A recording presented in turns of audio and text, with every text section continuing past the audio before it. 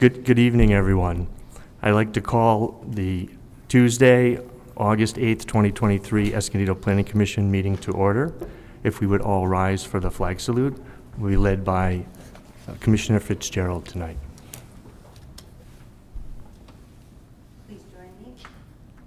I Pledge allegiance to the flag of the United States of America and to the republic for which it stands, one nation, under God, indivisible, with liberty and justice for all. Can we have the roll call, please? Chair Ball. Yes, present. Vice Chair Barbe. Present. Commissioner Barber. Present. Commissioner Fitzgerald. Present. Commissioner Maccaro. Present. Commissioner Spear. And Commissioner Weiler. Here.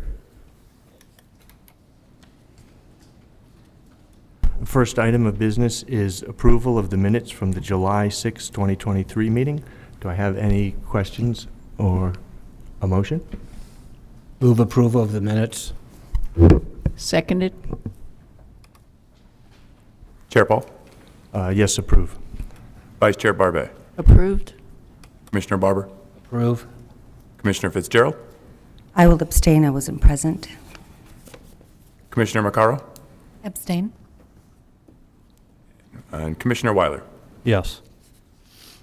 The vote is 4-0 to approve with 2 abstain. Thank you. Next item is approval of the minutes from the July 11th, 2023 meeting. Any questions, comments, or a motion? Move approval of the minutes. Second. Chair Paul. Yes, approve. Vice Chair Barbe. Abstain. Commissioner Barber. Approve. Commissioner Fitzgerald. Approve. Commissioner Maccaro. Abstain. Commissioner Weiler. Yes. The vote is 4-0 to approve with 2 abstains. Next items are written communications and oral communications. This is the time for anyone who would like to address the commission on an item that's not on the agenda. All right. And Adam, how do you want to deal with the written comments that came in for item number 3? Sure. So I will defer to the minutes clerk, who will be reading into the record the items that we received through our public comment portal. They were also forwarded to you folks. There was also a letter that was sent directly to the commissioners, which has been provided as well here. That will not be read into the record, as it was a formal letter written to your attention already, but it is part of the written communications in front of us. Do you want to do that now, or do you want to do that after the staff presentation? Typically, I would like to wait till after staff presentation. Okay, then we'll move to current business. Item number 3, the 2022 General Plan Amendment Update, Draft Environmental Justice Policies, and Final Draft Environmental Justice Communities. This is not a public hearing. This is, I want to say, receive and file. This is an opportunity for the public and the Planning Commission to comment on the status of the document to date, I believe. Thank you. All right, good evening, Chair Paul, Planning Commissioners. My name is Veronica Moronis, Principal Planner with the Planning Division, and we're here to talk about the 2022 General Plan Amendment work effort. So to refresh everyone's memory, the 2022 General Plan Amendment, also referred to as the 2022 GPA, is a work effort comprised of an update to the city's community protection chapter, which serves as the city's safety element, which is a mandated topic within the city's general plan, and creation of a new environmental justice element, which is triggered by our 6th cycle housing element update that started in 2020. So in 2021, at the end of 2021, we kicked off the 2022 General Plan Amendment work effort. All through 2022, we conducted outreach. And in 2023, we've worked on identifying environmental justice communities within the city based on state guidance and direction, as well as working to draft and firm up policy language. So just for everyone who's in the audience tonight, and to provide a refresher to everyone, what is a general plan? So a general plan is a physical, actual document. It's a city's blueprint. It's like the city's constitution for how the long-term vision of the city will unfold. So it's an actual text document that's made up of different chapters. The state refers to these as elements, and those are all mandated topics. A general plan can have optional topics as well. City of Escondido's general plan does have optional topics within it, and it has maps, pictures, figures. Our general plan is digitized now, so it can be found online. We do keep hard copies in the office for anyone who would like to look at it. So again, we're here to talk about environmental justice. What is environmental justice? So this is, according to the state, it's the fair treatment and meaningful involvement of all peoples, regardless of where you're coming from, with respect to environmental policy, regulation, and development. And what this really means is that as policy is unfolded over time, when it comes to land use decisions, certain areas of development or of a city have been impacted disproportionately than others due to those land use policy decisions. So here's an example of an environmental justice issue or idea within the city of Escondido. So within the identified environmental justice communities, which are draft, because the environmental justice element is not adopted by city council yet, so these are draft areas, which we'll talk about in a moment. There are approximately 27 acres of park space within those identified communities. Within those identified communities, there's roughly 16,000 residential units. We have not identified how big those units are, how many bedrooms, we just know they're residential units. So when we look at that, that's roughly 0.0017 park acres per residential unit. I'm sorry that this has been cut off by the picture. Outside of those identified EJ areas, there's roughly 1,400 park acres for the remaining residential units within the city, which averages about 0.0332 per park acre per residential unit. So when you look at that from a ratio perspective, it's roughly 20 times more park space or park acres per residential unit for areas outside those identified communities than those inside that community. So what are environmental justice communities? So again, the state defines within their statute what a disadvantaged community would be. For the purposes of this process, we're referring to them as environmental justice communities. Just it's one kind of less term that you have to know, disadvantaged versus environmental justice.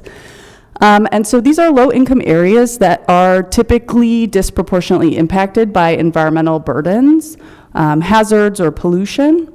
And areas in the city that we identify as environmental justice communities as a part of this element process would receive priority or further investment to rectify these harms, to remedy those identified issues. So what's before you this evening is a draft environmental justice background report.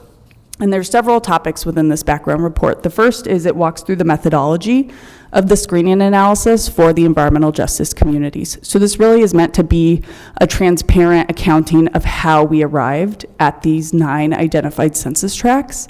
So it is very literal, lays out what we did, and then it identifies those draft communities. And those communities are census tracts. So when we think of communities, it might not be a census tract, right? It might be your neighborhood, the street that you live on, something like that, as opposed to these federally established boundaries. But for data purposes, census tracts are usually the typical geographic measurement used in a lot of data sources. The background report then goes on to discuss related efforts. So it identifies other policy documents within the city that address environmental justice in some way, shape, or form. It should be noted that these related efforts do not fulfill the requirements outlined under Senate Bill 1000, which is the Senate bill that mandates an environmental justice element. Rather, these are just documents that have related areas of topical concern, like housing, or actually discuss environmental justice as a concept or prioritize it. So our climate action plan and our housing element. And then it also discusses the methods that staff is utilizing to formulate policy language. So we just walk through what those methods are, and we'll talk about all of this in further detail.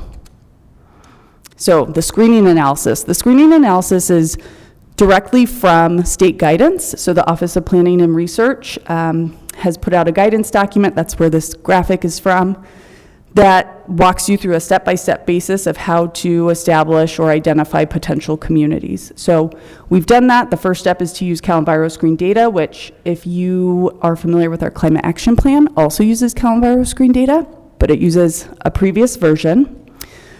Step 2 maps household median incomes at or below statewide median income thresholds. And then step 3 does kind of the same process, but it uses a different limit threshold. So it uses the California Department of Housing and Community Development's thresholds instead of the statewide median income.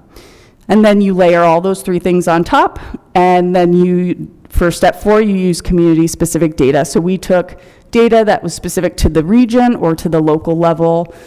So this was sourced through Sandag Sangis, which is a repository of spatial data, things like where are service stations. They have all the transit data, so where we looked at transit stops and transit lines.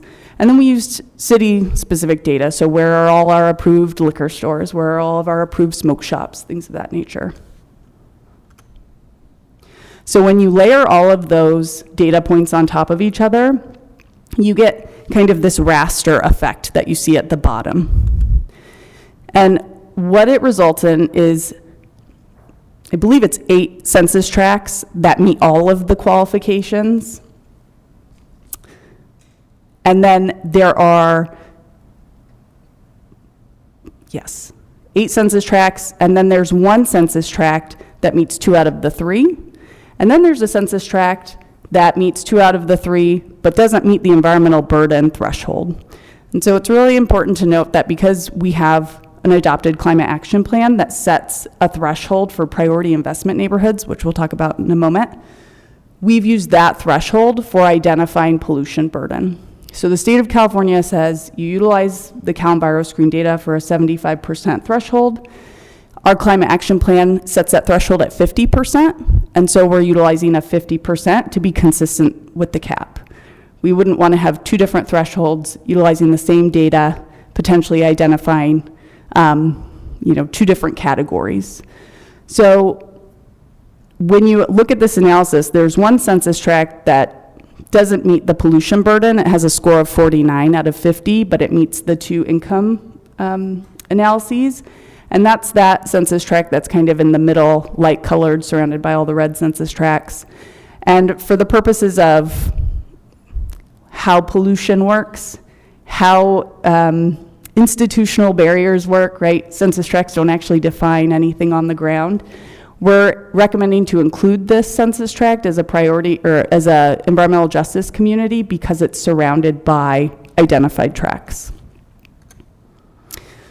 So the background report discusses the related efforts. The climate action plan specifically identifies priority investment neighborhoods. So I just mentioned these are called the PINs. This is not the same thing as the environmental justice community analysis. As I mentioned, the environmental justice community analysis involves 4 different criteria, 3 of which are outlined specifically by the state of California: CalEnviroScreen, statewide median income limits, and HCD identified income limits. The PINs within the cap only utilize CalEnviroScreen data, so it only looks at 1 of these requirements. The 4th item in the EJC analysis is citywide data, but that's obviously on a location by location basis. So in our priority investment neighborhoods, it's only based on CalEnviroScreen data, so there's not as thorough of an analysis as you would see under the environmental justice communities. It also utilizes that 50th percentile threshold to identify those PINs. So what that means is any census tract that has a 50 or higher score on CalEnviroScreen would qualify as a priority investment neighborhood for the purposes of the cap. The state's guidance and the Senate bill requires that for EJCs you would use at least 75. So it's a lower threshold because the percentile means that census tract is experiencing that much more pollution burden than that many census tracts within the state. So for example, if a census tract has a score of 50 under its percentile, that means it is more disproportionately polluted or impacted than 50% of all other census tracts within the state. So the 75% threshold would mean that it's more disproportionately impacted than 75%. So we're using a more, our value of 50% in the pins will capture more potential, future potential for pollution exposure, right? So we're using a more conservative value to identify these areas as opposed to the 75, which is a higher threshold. So the Climate Action Plan also focuses primarily only on climate planning, right? Environmental justice identifies a number of different topics, things like housing, food security, promotion of physical activity, which you can all look at through climate planning lenses, right? How can we look at food security through potential climate change impacts? So it's only kind of one topic area, whereas again, the EJ element would look at a multitude of lenses, but the Climate Action Plan does identify adaptation and resiliency measures within it that specifically speak to hardwiring environmental justice, social equity into programs and projects. So there is an intersection between existing adopted policy documents and environmental justice as a concept, and therefore the environmental justice element. The housing element discusses affirmatively furthering fair housing, which is a state mandated requirement.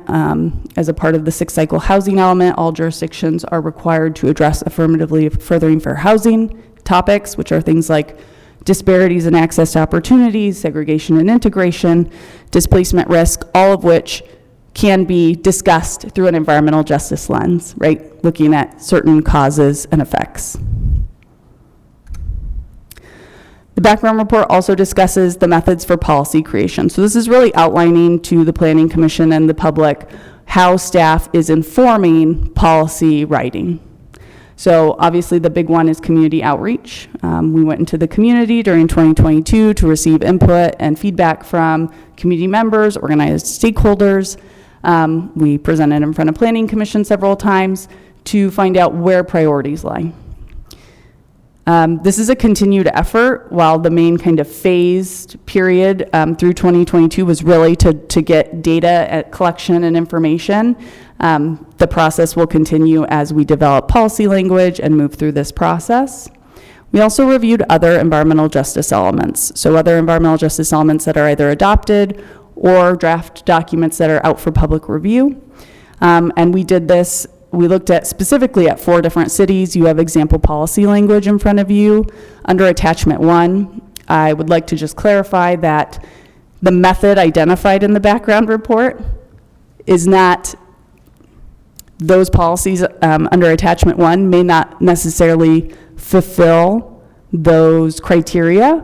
And that's really because they're meant to be 2 separate things. One's just to give you some general idea of what policy is looking like from other jurisdictions.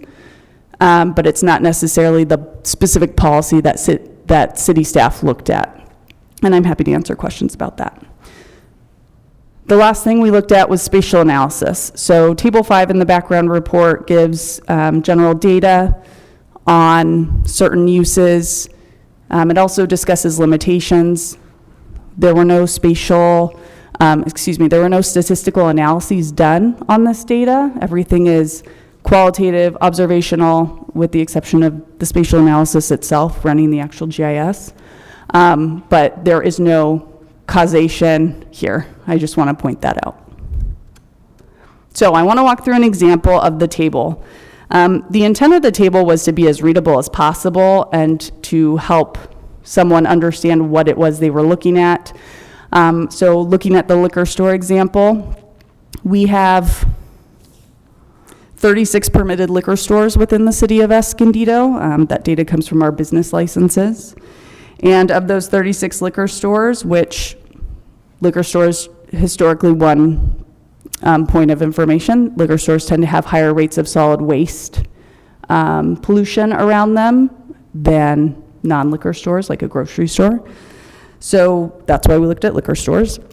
19 are located within the green outline within the center of the city, which are the preliminary environmental justice communities. So that accounts for 53% of all liquor stores are within 9 of the city's 38 census tracts. So then we said, okay, well, let's look at residential units, because just because there's a liquor store there, there might not be any residential units next to it. It might not be something, an area or issue of concern if no one's having to live next to potentially something like a liquor store. There may not be a reason to identify it. So we looked at residential units. Within half a mile, which is what the circles surrounding the triangles show, there are roughly 23,000 residential units located within that half mile.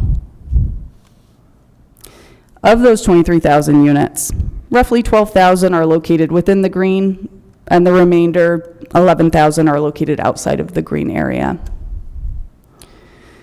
So of those 11,000 that are outside of the green, which is illustrated here, that accounts for roughly 26% of all the residential units outside of the green. So roughly 26% of all those residential units that are not within an environmental justice community are within half a mile of a liquor store. In the green, within the environmental justice communities, roughly that 12,000 accounts for 77% of all residential units within the green. So if you're living in these identified environmental justice communities, you're more likely to live within half a mile of a liquor store than if you don't. So this is the table that that data comes from. As you can see, there's an example under row 3 that walks through the spatial example we just went through. And the idea here is that you can kind of plug and play the numbers down that column into those sentences to kind of get readability from that. I have this table on this presentation because I anticipated there will be many questions about it, so I'm not planning to linger on it just yet. It is in the background report.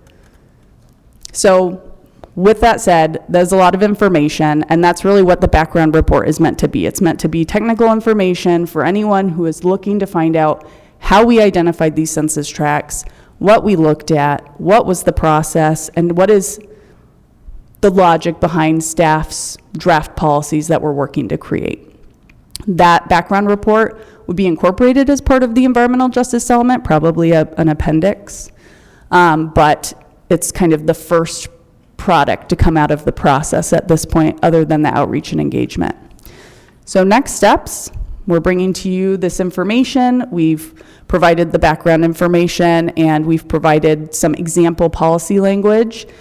So we're looking for any input from Planning Commission on what they would like to see as far as language creation would look like. So as you may see under attachment 1, some of those policies are very broad and very general. Some of those policies are very detailed. And we are looking for some feedback on what you would want to see in policy creation. Would you like for it to remain more broad, general? Or are you looking for more detail, specified metrics, specified programs? That's something staff would like input on. And then again, outreach and engagement will continue once we have actual draft policy language ready for public review. We anticipate bringing that back to Planning Commission so you can actually read the draft language. And then we'll put that out for public review to receive any comments and continue on with this process. We do anticipate kicking off environmental review this month, so that will also be something forthcoming. So that concludes staff's presentation, and I am available for questions. So can we do public comment first? So if there's anyone in the audience who would like to speak, if you could come up and fill out a speaker slip, we'll give you 3 minutes. Nobody, okay. Then you want to... We do have 3 public comments for oral we'd like to make. Okay. First one would be from Miss Laura Hunter.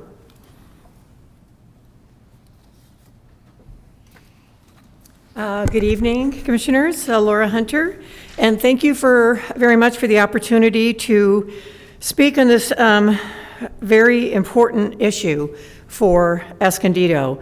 I'm here tonight to urge the Commission to support a very strong and comprehensive environmental justice element. Our city needs it.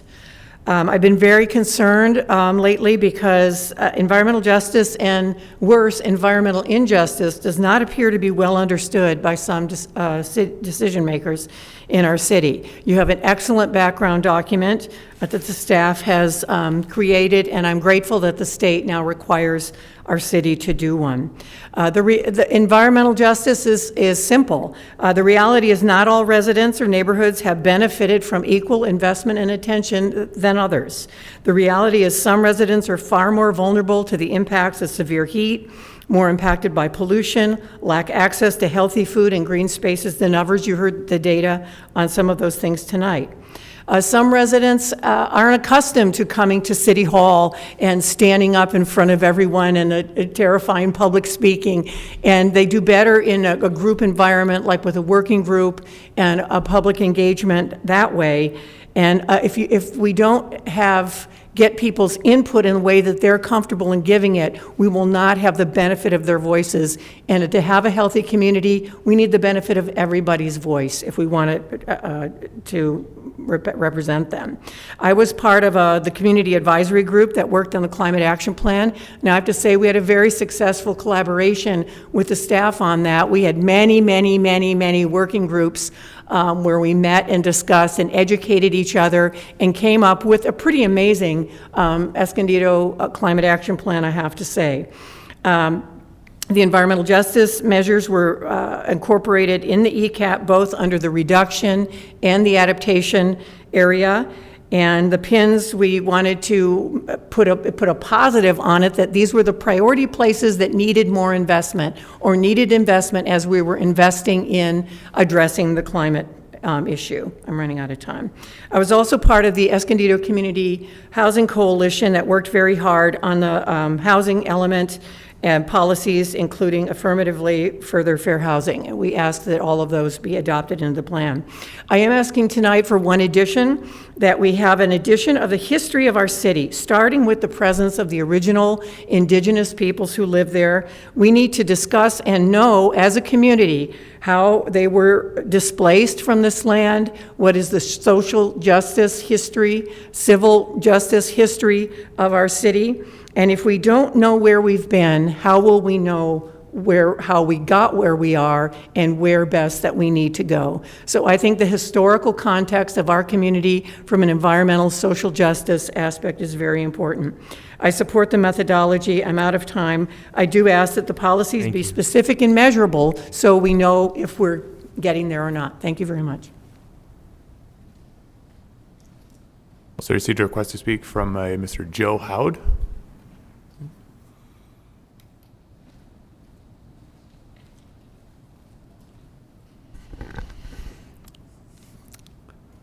Good evening. I'm Joe Hood, Chair of the Executive Committee of the North County Group of the Sierra Club. We support a strong environmental justice element to achieve justice and equity within the bounds of sound ecology. We urge true and extensive public participation. The city's approved cap requires the creation of a climate commission. Where is it?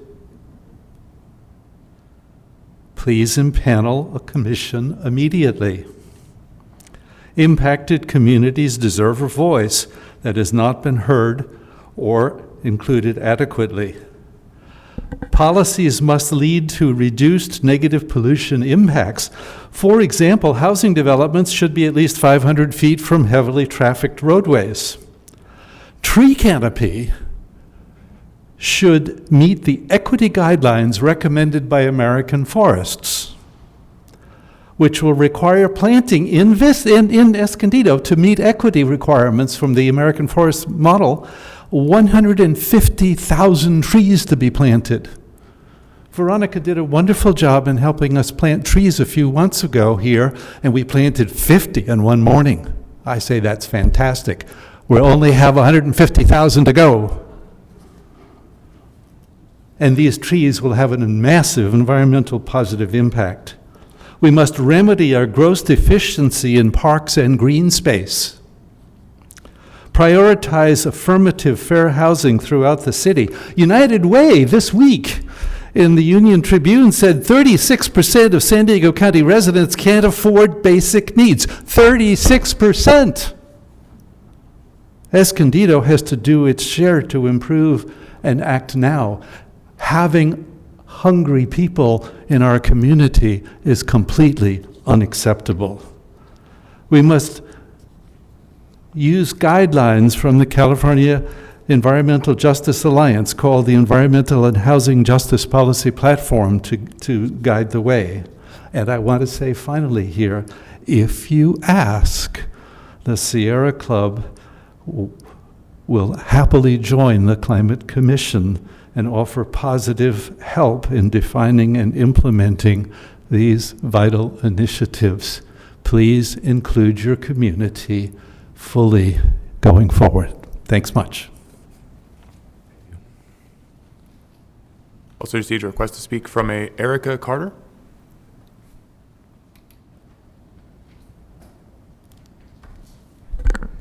Good evening, Commissioners. Thank you for the opportunity to speak tonight. My name is Erica Carter, and I am a community health program specialist at Vista Community Clinic.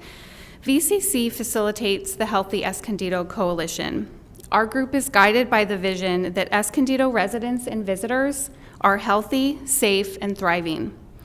In December of 2022, the Healthy Escondido Coalition sent a memo to the Escondido planning staff and city manager, which included environmental justice policy recommendations.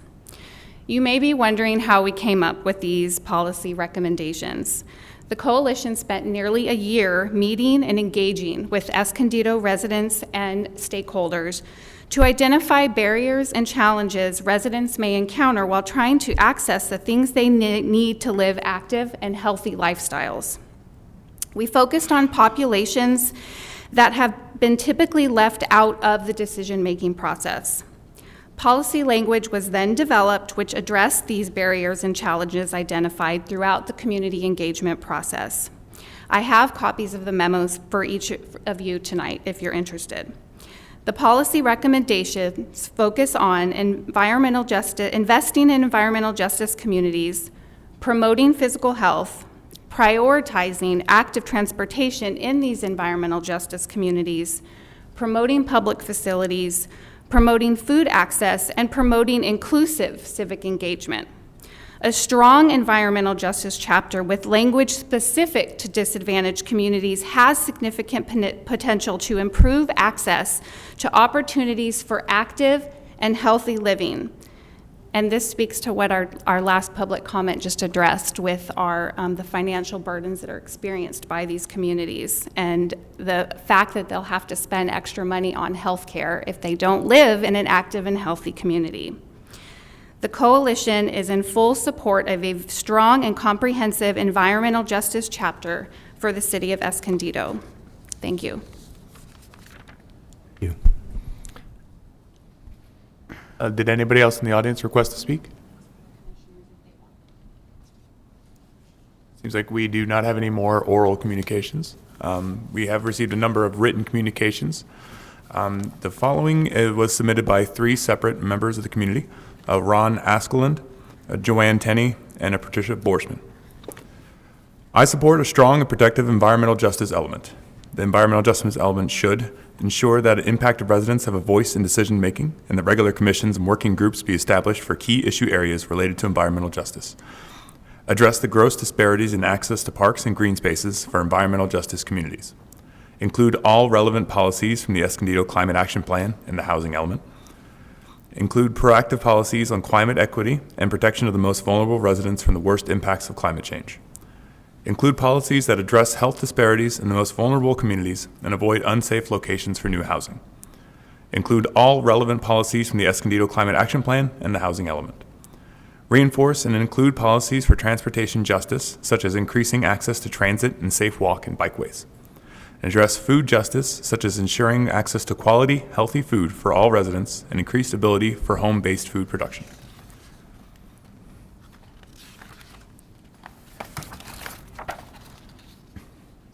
The next comment was submitted by a Kathy Haven.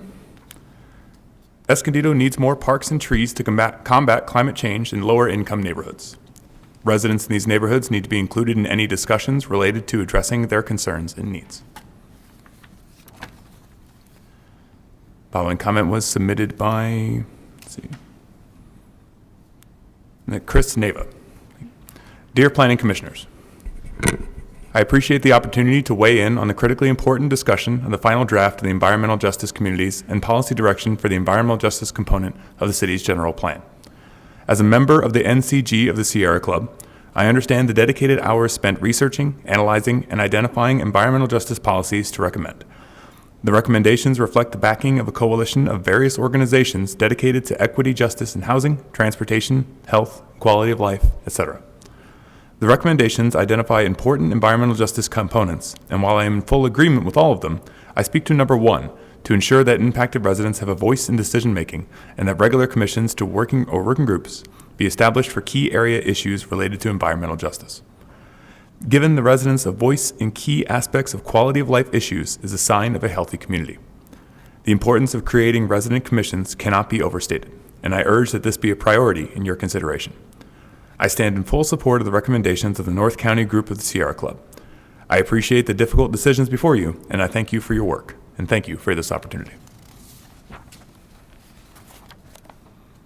I believe that there is one additional letter which was sent from the Sierra Club North County Group, which was submitted to all the planning commissioners, and I believe we'll not be reading that. That's correct, but there was one additional item that came in. I apologize. Separate from my packet. And one additional item was from a Rachel Oporto. Dear Chair and Planning Commissioners, the San Diego Food System Alliance is in support of a strong environmental justice element for the city of Escondido. An environmental justice element is critically important for achieving equity and food justice in our communities. Please include food systems as part of the environmental justice element. For example, have a streamlined process for community agriculture leases. Escondido's climate action plan includes plans for a community garden ordinance. We ask that you work with existing local community garden groups to establish a sustainable community agriculture lease program and community garden ordinance to expand sustainable local food production in Escondido.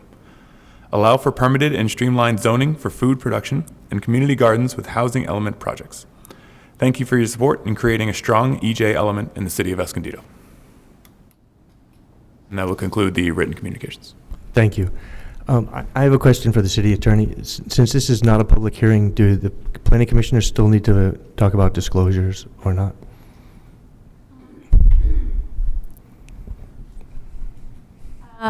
If there were disclosures, they actually should have been made earlier, probably. If you have some, yes, I would say yes.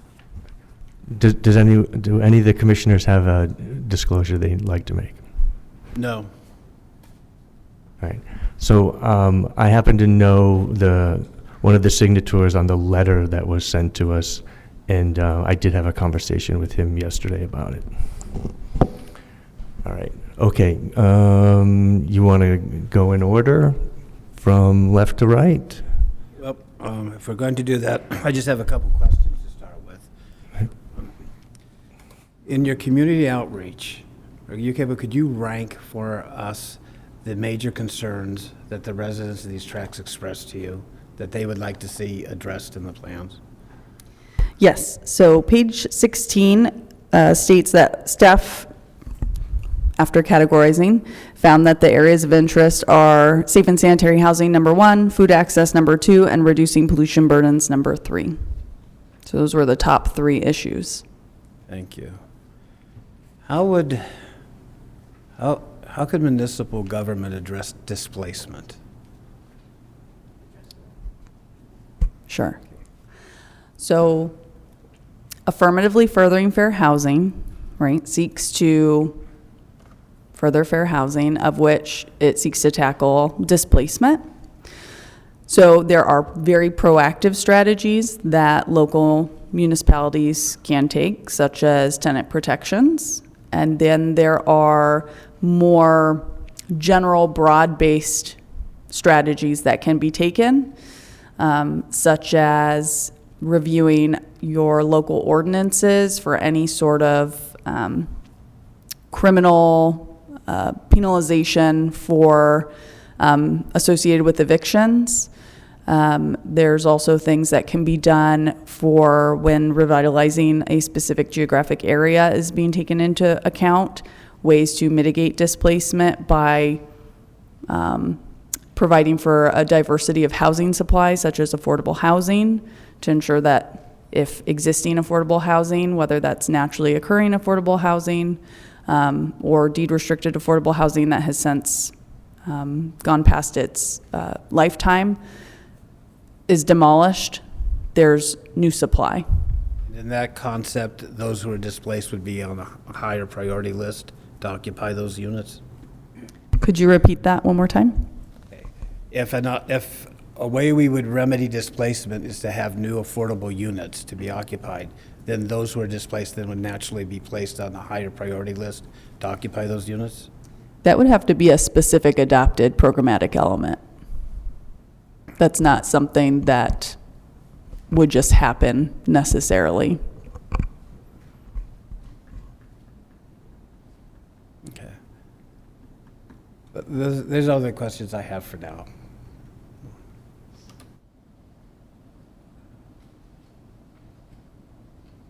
Any questions?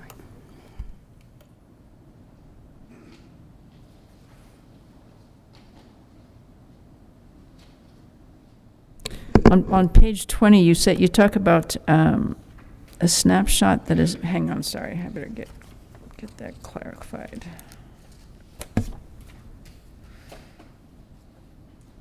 Oh, right, okay, so you talk about how the data sets that we use, for example, for the climate action plan versus the data sets for the Cal EnviroScreen, perhaps, and other ones that you might use for EJ assessment, change over time. And you mentioned that you say that is a problem, and I was just wondering how you plan to, I assume there's going to be a monitoring element to those data over time so that we can adjust as needed. Is that?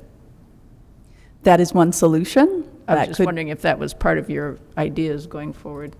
Yes, so that is definitely one potential solution. So the actual example of how this is a snapshot in time is when the climate action plan was adopted. The data set that was used was a 3.0 is what they called it, data set, right? And the most current version is now 4.0.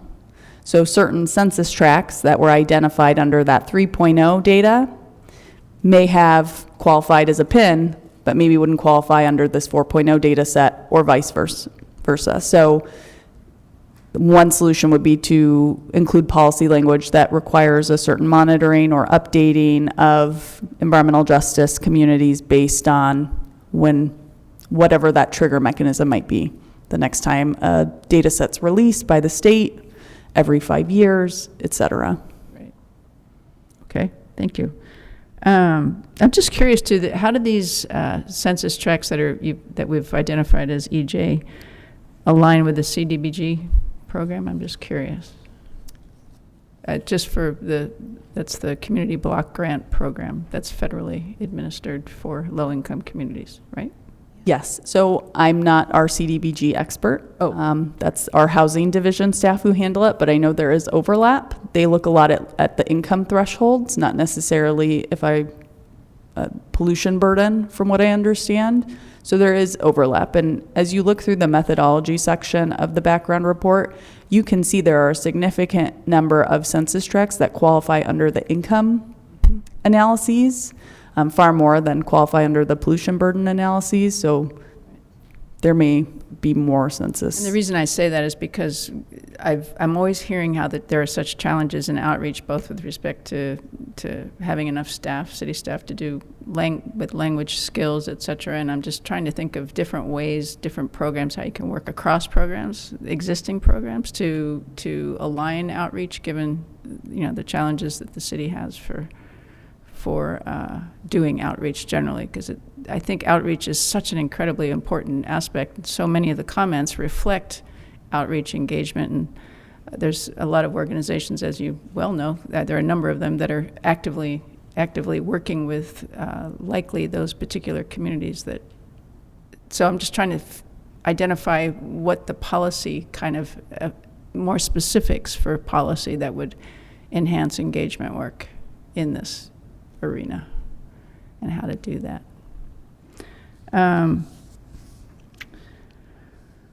This is, by the way, you've done a fabulous job on this background report, Veronica. Great job. So I guess really my real concerns are the engagement aspect, to try to really ensure that there is participation in the process. But that's where I'm at right now. And that was essentially my question as well.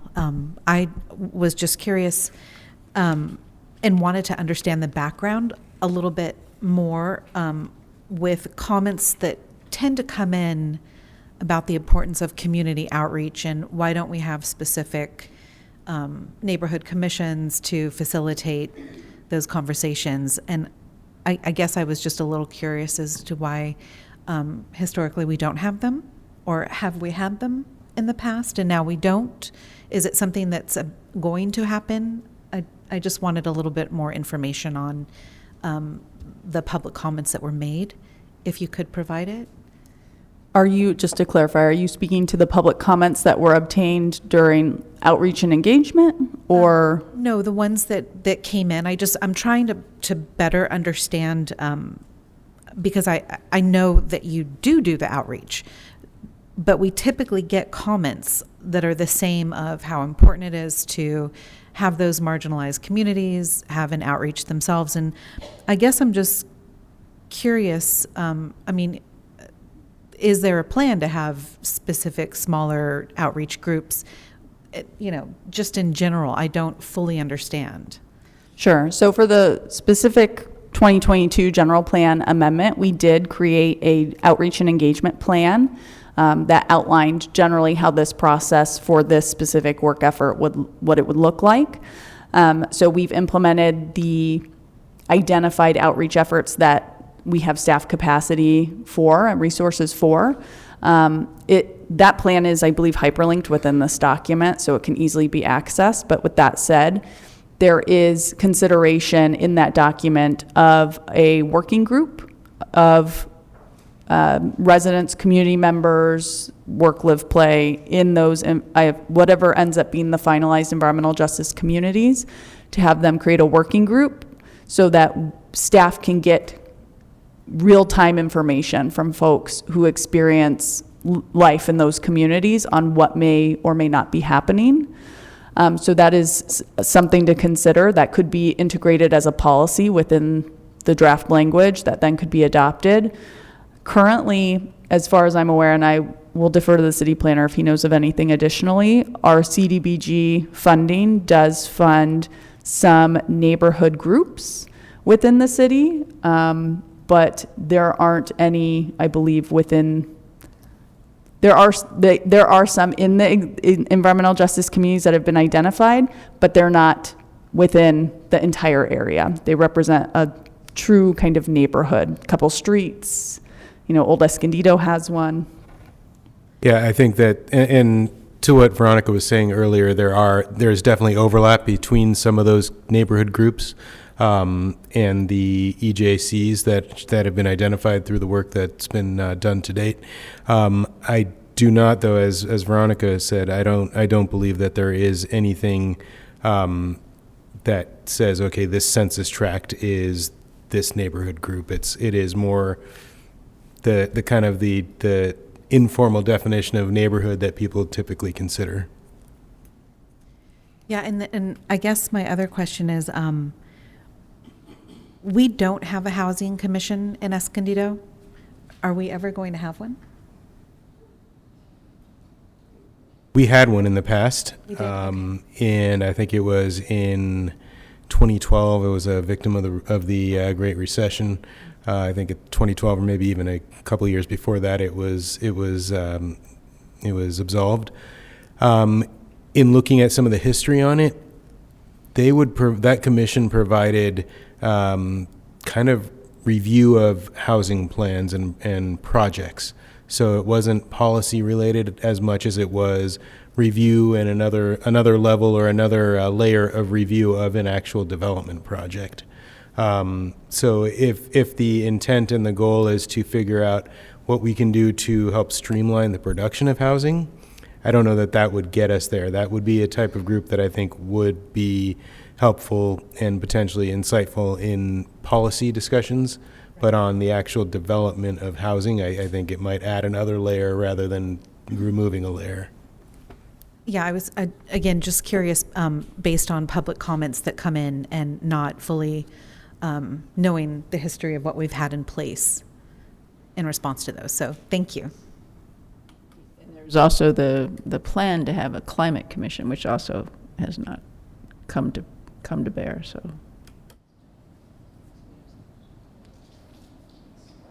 Another question, if I may. Who would form these committees? From my knowledge. So at a recent boards and commissions subcommittee meeting for the city council, they discussed the potential of what it would take to establish a climate commission. Some of the concerns is that there's nothing in the Muni Code that kind of gives any direction or any parameters under which that type of a commission would operate. For instance, the Planning Commission has its set of asks or actions that it takes. The Housing Commission, the Public Art Commission, the Traffic and Transportation Safety Commission, they all have defined roles, and there's nothing in the Muni Code, in the Municipal Code or the Zoning Code at this point that would lay out what a climate commission would do. In the discussion at that recent boards and commissions subcommittee meeting, we discussed the idea of potentially looking at creation of a group similar to the ECAGs, or the community action groups that we had previously, where they'll be able to hypothetically provide some support to efforts made by staff in order to implement some of the climate action plan items. But that was, I think, the direction that we were considering, rather than having to deal with Muni Code or zoning code updates at this moment, based on capacity internally here, in order to establish something for a climate commission. Thank you, Adam. Thank you. Stan? Wow is all I can say on the effort that went into this. A lot of data. And so I have to commend you, Ms. Moronis, for all of the work that you put into this so far. And I know it's been over a long amount of time. And it's a lot, and it's a lot to digest. So I'm still trying to kind of wrap my head around all the various components that were taken into account while putting this together. Listening to the public comments and the letters and such, I have to agree, with the comments of my fellow commissioners about public outreach, as far as making sure that remains an important component of everything that the city does. What I've seen over the past several years in my involvement here on the Planning Commission is, with the resources that are available from city staff, I think you guys have done a tremendous job trying to get out into the community.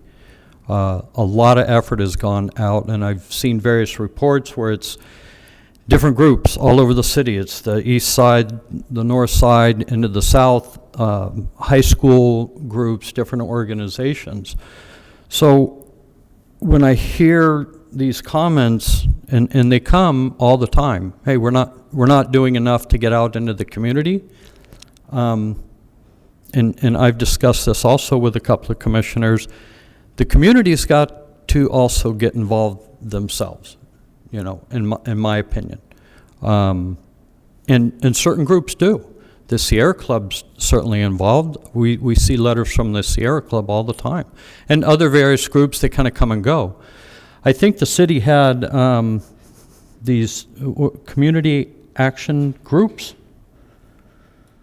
I think it's community advisory group. Advisory groups, that's it. Thank you.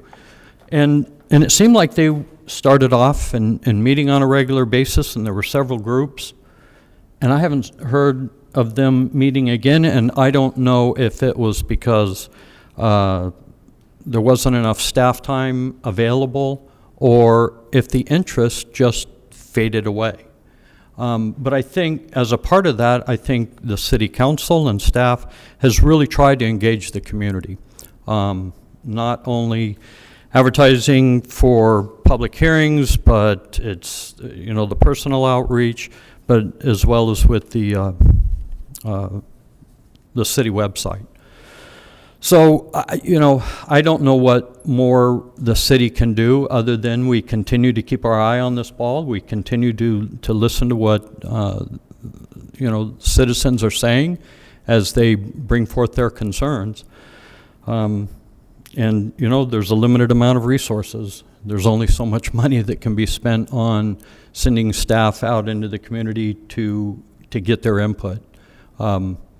So the input's appreciated. It's certainly appreciated with all you folks coming out here tonight, not only to voice your opinion, but to hear what's going on in your community so you can go back out and you can talk to your neighbors and you can express to them that we are here listening and we're trying to make our city a better place. With that said,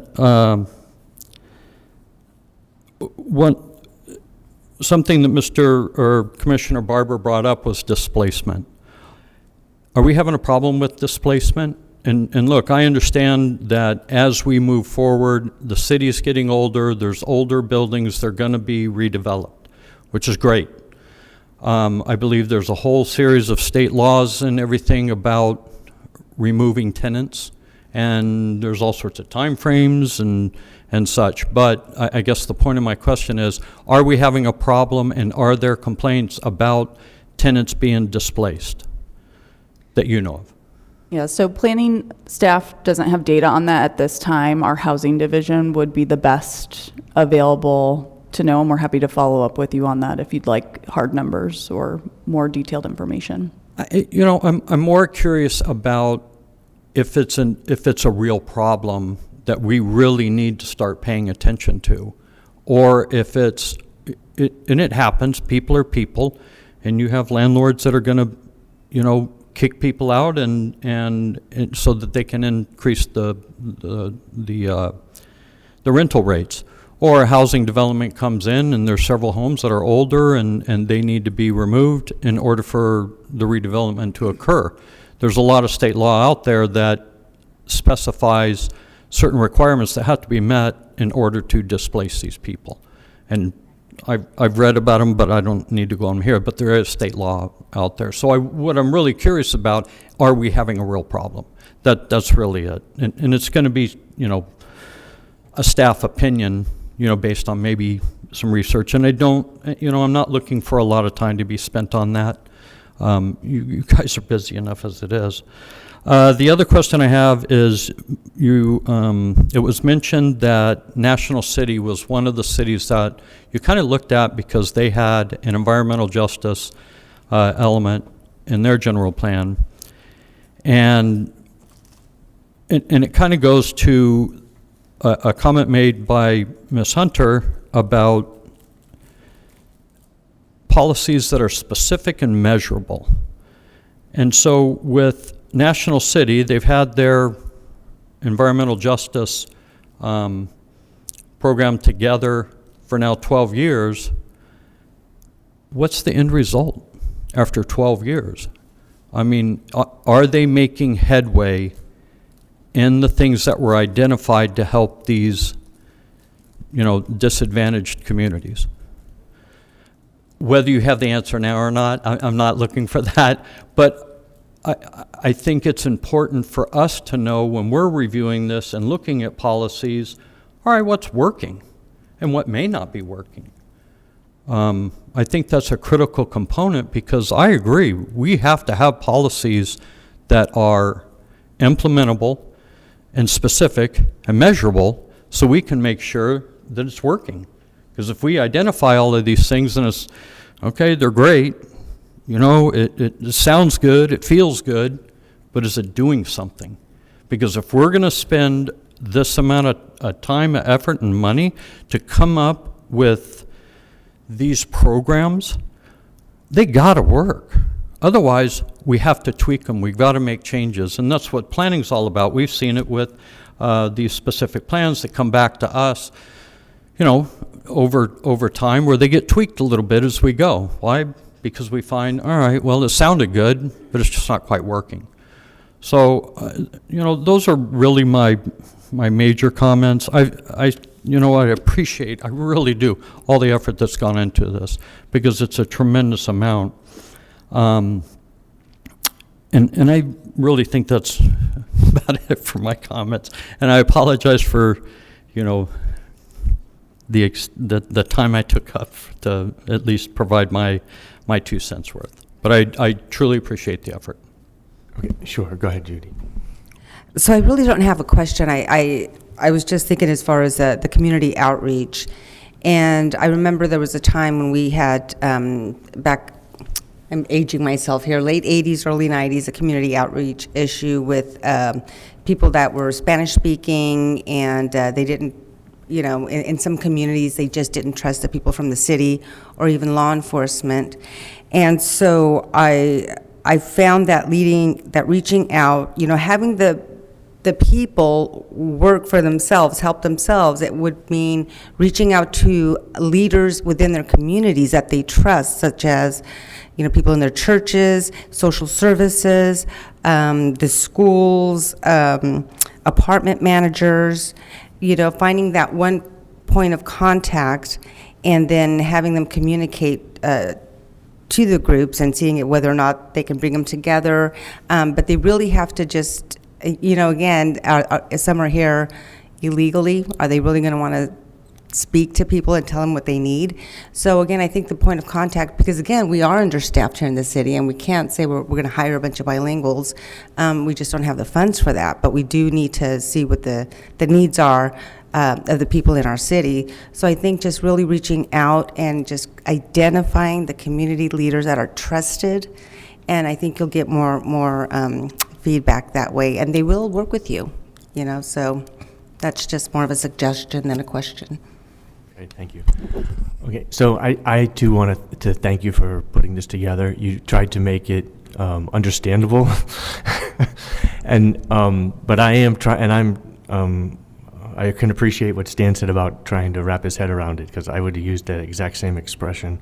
I'm trying to figure out what we want this document to do, and so I looked at a lot at your methodology, and you mentioned the pins from the climate action plan, and the first category the state asks you to use was the enviro, whatever it is, and it said at 75%, but we didn't do 75%, right? We did 50%, and part of that is there isn't any 75% areas in Escondido, correct? Correct. So my first thought is, are we chasing a problem that doesn't exist? But then you put up a graphic with the parks, and you say that we have 20 times more parks in some parts of town than others. But then I go to your table, so I really appreciate that the one you had up, and you said that you expect questions on it. Maybe I'm the only one with questions, but I have questions on that table. So for the parks line is 14, nothing, and 15 there. It talks about parks within walking distance. And these neighborhoods now more people are closer to the parks. And on a lot of these demographics on this chart, it looks like those neighborhoods are closer to services that we would want to provide them, like the transit and farmers markets and things like that. So how do I reconcile these disadvantaged neighborhoods have better access? Yeah, so I think what we can take from this table, as it's not any sort of correlation or causation, as I mentioned, no statistical methods were applied, it's just all observational spatial analysis data, is that it's not all bad, right? I think that's kind of the idea. However, where it is a burden or disadvantaged it is. So the park acres per residential unit, right, we're dealing with a variable, so it's very specific. It's things that we can quantify, that we can measure. We know the total park acres within the city. We did exclude Daly Ranch from that calculation because it's obviously an outlier. And we excluded parks that are proposed. So in the data we have that city staff obtained from our GIS department, we had to exclude proposed park areas, so planned parks that don't exist, and excluded Daly Ranch. And there is a disproportionate amount of park space outside of the EJCs, right? So that's just an empirical fact out of this observed data. There are implications and there are inferences that can be made based on best available research out of things, academics, that comes out of what green space can do for people, like mental and physical health impacts associated with living in proximity or having exposure to green and park space. But those are things that we can only infer. We can't actually pinpoint A to B because there's no statistics in this. We just don't have capacity or to do any of that, unfortunately. So it is taken with a grain of salt, right? There are more inferential types of conclusions we have to draw from the data, and it's meant to be informational. So part of that information is, what do our planning commissioners think of this data as it's presented? And, is there anything that's standing out to you? Is there, coupled with what you know of the outreach and engagement that we received from the community, we received comments from folks, engagement from folks who feel like they don't have adequate park space. We also concluded out of those outreach and engagement events that people really love parks and open space. I think that's probably pretty obvious, but that was a really common thing, right? Even from little kiddos who are just like, I love that I can walk down the street and there's a park. But the reality is that not everyone can walk down the street to a park. So I think that's what we're trying to just bring to the forefront here with this data, because we don't have correlation or causation. Oh, okay, but when I look at this data, I say that twice as many people that live in those neighborhoods can walk to a park than people that don't live in those neighborhoods. So the data that we provided, that example on park space, has to do with density. So there's less park acre space per residential unit than those outside. So that's just one consideration. The other consideration is there are, sorry, I have to look at my own table. Yes, like you said, there are more people within walking distance, right? So that is a data point that we take into consideration as well. It's just, again, it's all observational data. Okay, and so one of the other things that I've heard a lot from is more trees. Everybody wants more trees. But none of this data tells us which neighborhoods don't have trees. So unfortunately, that's just data we don't have that is accurately available. So, excuse me. So at the city level, we have some tree data, and then Sanjus at the regional level has some tree data. The Climate Action Plan has a program to move forward with an urban forestry management program, which as part of that would give us a tree inventory, an accurate tree inventory. So there just are some true limitations of this data where we don't have robust enough data or recent enough data to really provide that level of analysis. Right. And so that's concerning to me, because you use the 3 different methods, the EnviroScreen and then 2 economic methods, and we really just identified the poorer neighborhoods.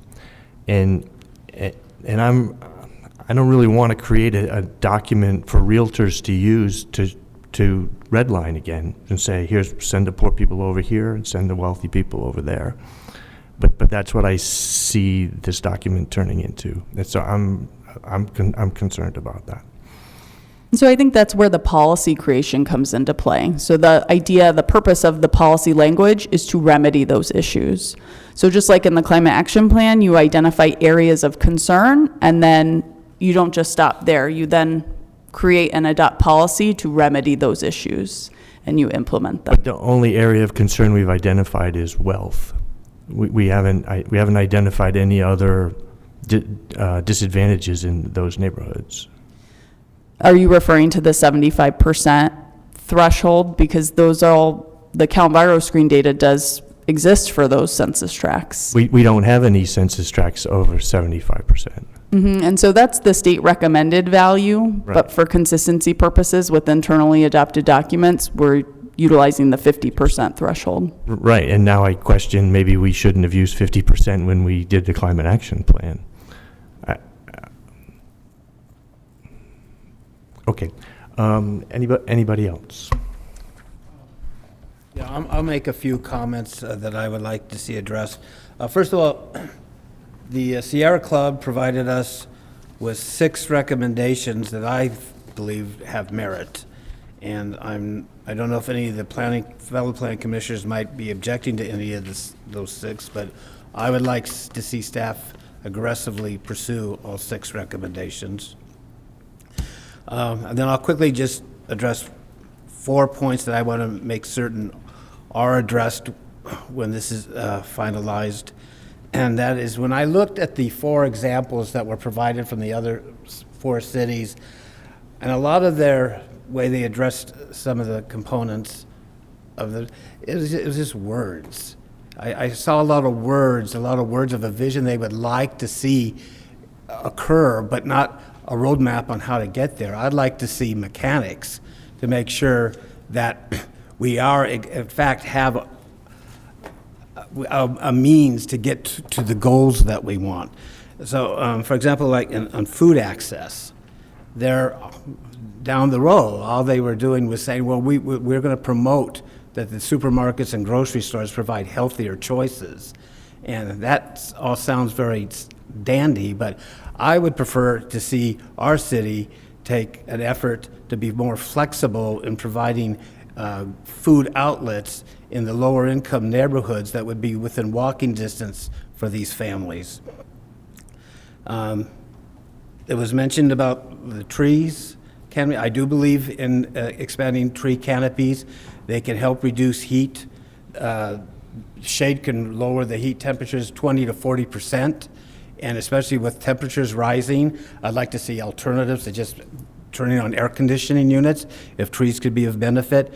They also help improve air quality, and they create aesthetics in neighborhood that improve a neighborhood, make a neighborhood more tranquil and pleasant to live in.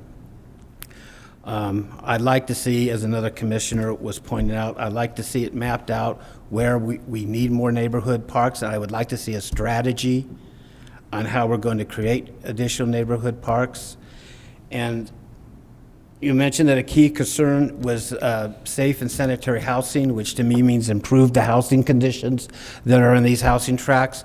So I would like to see economic incentives provided for owners of rental properties to rehabilitate their homes, and perhaps that could be done by the city waiving the permit fees and lowering cost to help give them a means to provide the more adequate housing for their tenants, and perhaps that we could provide economic incentives for builders to create more quality, affordable housing in these housing tracts.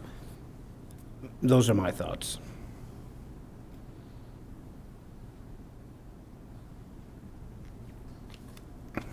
Anybody else? Stan, go.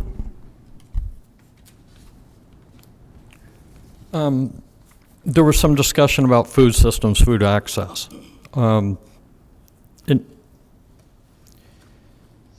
We have zoning that identifies area where commercial operations can operate, you know, and the reason why zoning came about is because you were having uses that were not quite compatible all mashed up together, way back whenever. And so zoning comes about, and you should have an orderly way that a city gets developed. And what has happened is we've put all of our, grocery stores and commercial outlets, usually along major corridors. Why? Because it's not impacting the individual single-family home neighborhoods. So how do we because I don't think that we're impeding the ability for grocery stores and other organizations to provide for food, except that there has to be a certain amount of regulation that goes along with that, so that it's not detrimental to the community that this organization or commercial operation wants to go into. So it's a tough balancing act in order to get food closer to the people, so maybe they can walk to the grocery store, but it's also, we've got the zoning that we've got to do. So are we impeding the ability for commercial operations closer to the people? I don't know. I don't know what the answer is, but these are the things that I kind of think about when we look at, all right, well, we have food deserts. All right, well, what are we supposed to do?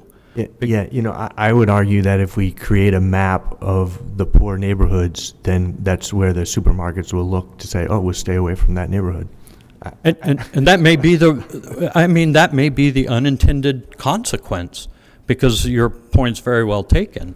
But at the same time, are we discouraging those sort of uses in certain areas? I don't think so. I think it's market driven.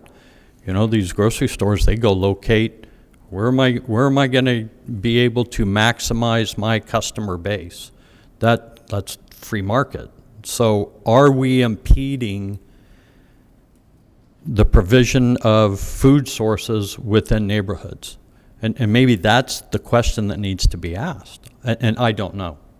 Are we?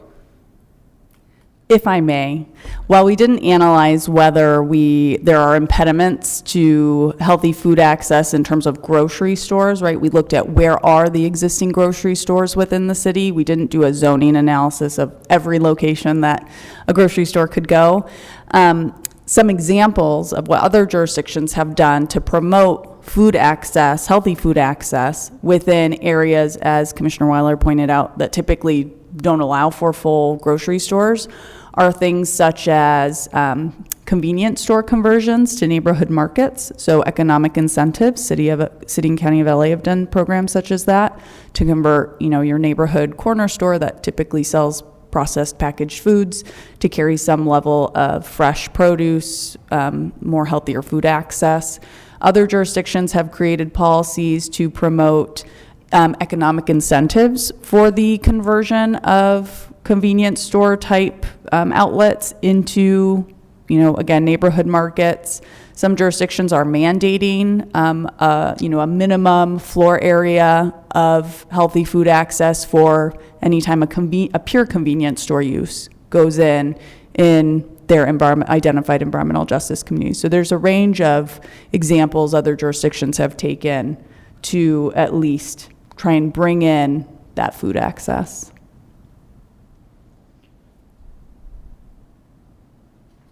Okay, I appreciate that. I really do. Another question that's come to mind is, how do we fund all of this? Because it's tough. It's just like all of our other programs that we put together and the policies that we kind of come up with and the goals that we're trying to set in order to better the quality of life for the citizens of Escondido. And I'm all for that. But we got to be able to fund it. And we're struggling as a city right now to fund all the things that come before really more city council than this body. And we just had it was a 0.5-cent sales tax that failed. Okay, well, that's where else are we going to get the money? I know that the city of Escondido is promoting businesses. They want businesses to come. They're trying to do all the things that we can do to keep businesses here in Escondido, but the citizenry doesn't want to have their taxes increase, so we still need to have funding to do these programs. It's a tough balancing act to put goals out there that we're going to try to achieve, and we have no financial or limited financial means by which to accomplish these things. So it's a struggle. It's a struggle, folks. I mean, it just is. There's a lot of great ideas, but there's only so much money. So I suspect that this sales tax issue will come back around again, and then we'll see where it falls. I think the priorities of the city right now, and probably the top three: homeless, police and fire, and filling in the potholes and making sure the sidewalks are walkable. Those are probably the three top criteria, and that's where most of the money goes. And so in order to do some of these things, and I'd love a bunch of trees getting planted, but then it's maintenance. Who waters it? Where do these go? Is the infrastructure there, or does the infrastructure need to be put in, and who pays for all of that? Where a lot of it's coming from is it's coming from redevelopment. And the development, the developers and the builders that are coming in, when they are taking out whatever's there now and they're replacing that, well, then there's requirements to plant more trees, and they put the infrastructure in, and then that property owner ends up maintaining it. So a lot of great ideas, a lot of things here that we need to kind of pay attention to, but it's going to be a struggle to try and accommodate a lot of this, I think, from a financial perspective. But we need to do this. Why? It's something that we need to do and look at for the citizens of the city of Escondido. I get it. And we're going to have to come up with some recommendations to the city council that they can actually say, yeah, I think these are good ideas. I think we want to implement them. And I think we're going to see what we can do about funding these things. And that'll be our collective struggle as we move forward with this, as I see it. Okay, last chance. Actually, I would like to say a few things. I think that from a food security, first of all, I'd like to endorse everything that Commissioner Barber said. I wholly endorse that. Before we were asking questions, and now we're talking about policy. So I definitely agree with what he said. I actually believe that if we don't have some of these goals and objectives and policies out there, we can get some funding. Environmental justice right now is a very high priority for the state. It's a very high priority for the feds. There are funding sources out there. The city does have a grant, a couple of grants folks that are writing grant proposals. Yes, it's tough, but we also have a very excited, committed community that's ready to step up and assist as they can if we enable some ways for them to do that. So I think that through partnerships, through a little bit of creativity, there's actually potential there to get some of this done. Yes, we can't necessarily do it all, but I think if, like you say, I totally agree that we need to prioritize, and with staff's attention to as much data and detail as you can muster, perhaps we can figure out what those are. I very much believe that we do need to have some measurable objectives and focus. I think leaning on those items that the EJ communities actually articulated are really important. I think the Healthy Escondido Coalition has done a great job in trying to get out there and find out what's going on, as have you, Veronica, and others, and to listen to the folks there. I think that's where this important thing, when I was talking about engagement, I wasn't talking about engagement to date. I was thinking more about engagement going forward, and how can we create these structures and methods to rally and get people interested and engaged and involved. And I think identifying some, as Commissioner Richardson said, identifying those key influencers is obviously really important. I suspect that you have already identified a good number of those through your engagement to date, and coming up with some practical, perhaps not so staff-intensive ways to move that along, if there are ways going forward, is really important. The food sustainability, I think, is really important. There's no reason why I totally agree with alternative, different ways to think about food outlets for neighborhoods at a neighborhood level. I know during COVID, I think the city approved, did they not, Adam, the local kitchen operations, right? Something like that. San Diego did. Oh, I thought Escondido did too. I thought we approved anyway, sorry. Anyway, there's lots of alternative ways to try to adjust that, and I think we might look at that. What's it called? The Sustainable Food Alliance for San Diego, I think, has got some great resources, some great ideas. And I don't know what their network is in the Escondido area, but I think that's an area to pursue. They've certainly looked at policies and alternatives and ideas from other places that we might be able to lean on.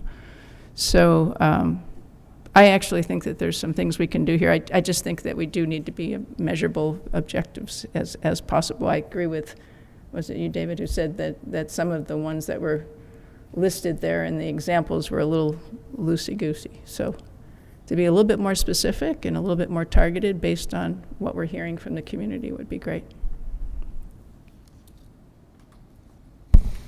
Okay. All right. Thank you very much, Veronica. All right. Next item is number 4, the San Diego Master Plan for Senior Centers. And I have a handout.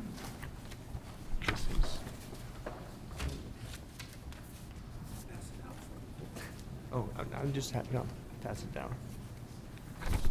You can take one and pass it down. So staff sent the link for the whole document. What I'm passing out is one section that was specific to Escondido. And so first off, let me say this San Diego Master Plan for Senior Centers. This document, when I saw it, I was super impressed. And I thought this is the type of thing that Sandag should be working on. And I'm surprised that they don't work on programs like this. And then I just wanted to hand out the Escondido part that pretty much says we could use a new senior center. And I'd like, I guess I'd just like the Planning Commission to be aware that this kind of planning is happening in the county. And it's because we're getting older. As the ranking senior citizen on this planning commission, I thank you. If you read the whole document, it's kind of it's not all doom and gloom. A lot of the communities already are addressing this and either have plans to improve their access to seniors or are already there. But anyway, I just wanted to share this document. That's it. Future agenda items. Anybody have something they'd like to see in a future agenda? Oral communications? Nobody left. Planning Commissioners report? City Planners report? Just wanted to let you know that at the next meeting, we will be bringing forward one of the informational presentations that you've got on the list here. I know that was an ask either last meeting or the meeting before, based on timing and who is available or who's able to make certain presentations. We'll be bringing something for you next week, or 2 weeks from now, on the 22nd. What was the item? We are going to have our economic development manager, our deputy director, present on the comprehensive economic development strategy that was recently approved by the city council. And one item that was gonna be tonight got pushed? Yes, so there was an item that had been noticed, or had been partially noticed. It was a cell site over on Bear Valley Parkway. We found, I think later in the week, that some of the notices did not get mailed out. Oh. So they were located and found in the postage machine upstairs, and So thus we had to push that to a future meeting. That'll be on the 22nd as well. Oh, wow. Okay. All right. We're adjourned.